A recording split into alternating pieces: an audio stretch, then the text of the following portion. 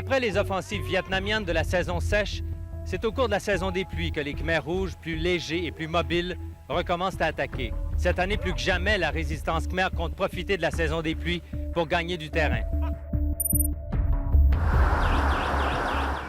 Les gratte-ciels disparaissent dans un nuage brunâtre et toxique et le simple fait de respirer devient dangereux pour la santé.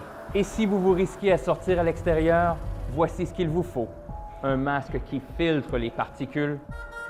Yvan Côté, Radio-Canada, Pékin. Il s'agit de la 4e constitution chinoise depuis 1949. Et celle-ci est radicalement différente des constitutions précédentes, puisqu'elle relègue aux oubliettes le culte de Mao Zedong. Les références idolâtriques à ces idées ont complètement disparu. Ici, Don Murray, à Pékin. La vieille et la nouvelle garde du parti ont entamé leur grande messe, qui doit déboucher sur un vaste remaniement au sommet.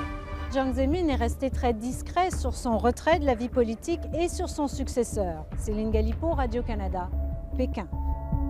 We're just covering the event.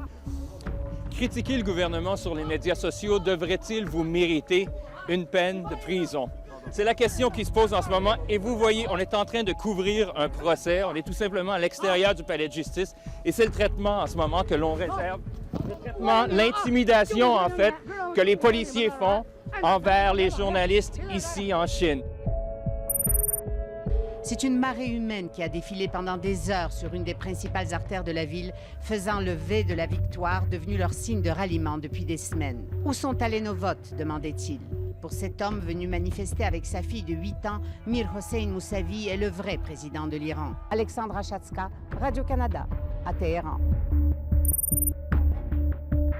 Les Népalais se sont débarrassés d'une monarchie absolue pour revenir dans une situation difficile déjà vécue. Malgré tout, il y a de l'espoir au Népal et on a le sentiment que les politiciens népalais devront être à la hauteur.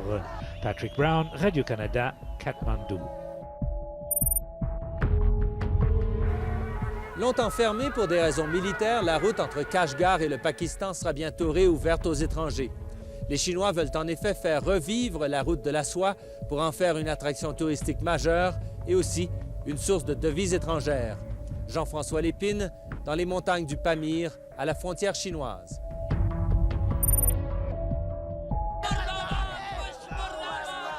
Plus les menaces d'attaque américaines en Afghanistan se précisent, plus la colère monte parmi les intégristes pakistanais.